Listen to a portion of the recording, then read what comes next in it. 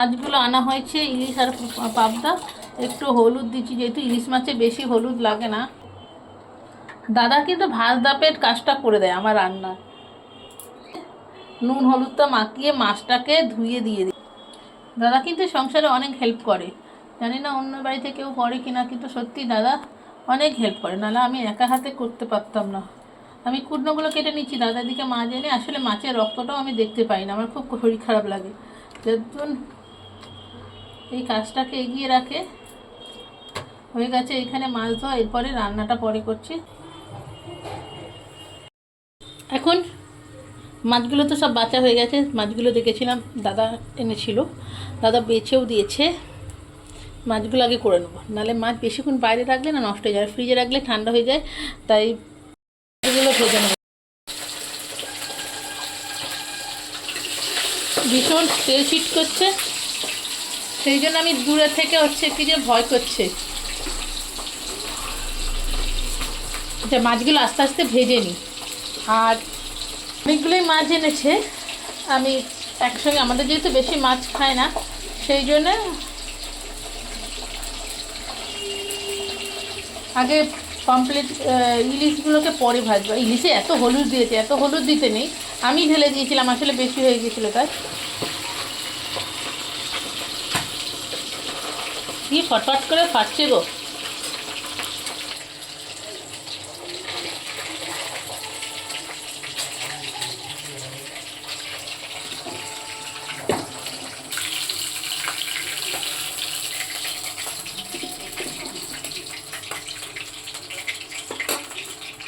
সব মাছগুলোকে একটু ভেজে নিচ্ছি আস্তে আস্তে।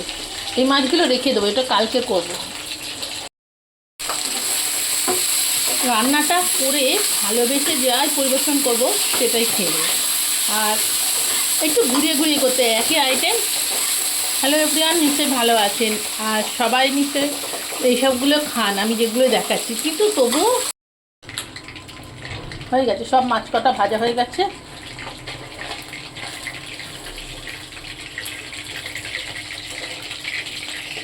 এবার এই তেলেতে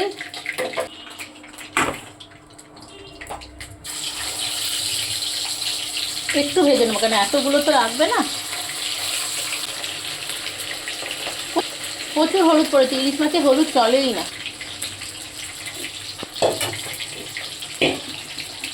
ইলিশ মাছ বেশি ভাজে না, তবু ভাজা হয়ে গেছে।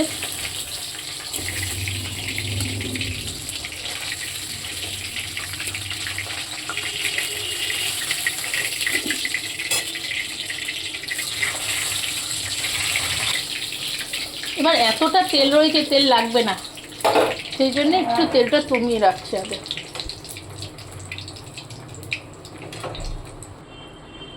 এবার এই তেলেই কালো জিরাটা দিয়ে দিলাম, 3টে লঙ্কা।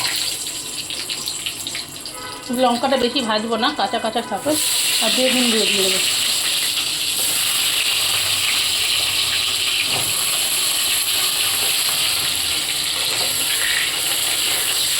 একটু হলুদ দেবো, বেগুনটা নরম হবে বলে, আর কোনো হলুদ দেবো না। একটু নুন, বেগুনটা যাতে ভাজা ভাজা হয়।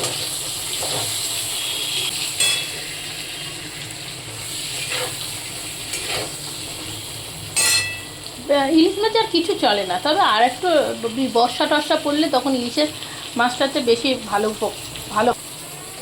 বেগুনগুলো একটু ভাজা ভাজা হয়ে গেছে, বেগুনগুলো প্রায় ভাজা ভাজা হয়ে গেছে। আর আমি বেশি তেল দেবো না, যেহেতু আমার ছেলের তেলটা খাওয়া বারণ।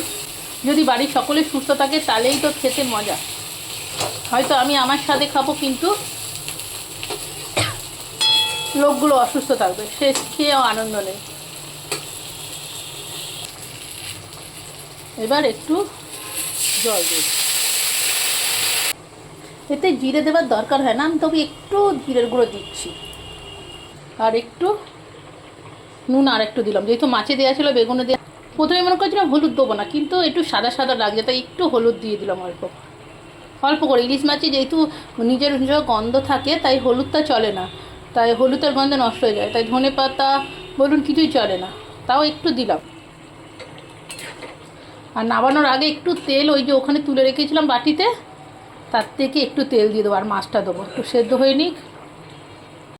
সব দিয়ে দিলাম মাছগুলো। বেগুনটা নরম হয়ে গেছিলো বলে মাছটা সব দিয়ে দিয়েছি। মাছটা যখন দিয়েছিলাম না তখন ওটা স্টিপ হয়ে ওটা একটু ইয়ে পড়ে গেছে, তাই মাছটা দেওয়া দেখালাম না।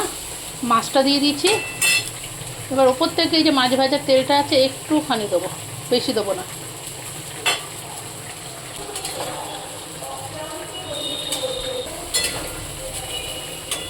এই যে লঙ্কাটা দেওয়া ছিল, লঙ্কাটা একটা ঘেটে দিলাম, বাস হয়ে গেল মাছের ঝোল। আর বেশি লঙ্কা দেবো না। কাঁচা খেতে হয়, কাঁচা খেতে মানে কাঁচা না, কাঁচা ঝোলে ভাজতে হয়। তাও আমি একটু ভেজে নিয়েছি, এখনকার ইলিশ মাছ তো একটু বেলা করে নিয়েছে, কতদিন বরফে ছিল আদৌ তাই গন্ধ হবে বলে। তা হয়ে গেছে আমার রান্না। এবার এবার ঢেলে নেবার পালা। যে হয়ে গেছে ইলিশ মাছ আর বেগুন দিয়ে ঝোল, এই দিয়েই উঠে যাবে এক থালা ভাত। এবার কেমন হয়েছে জানাবেন, টাটা।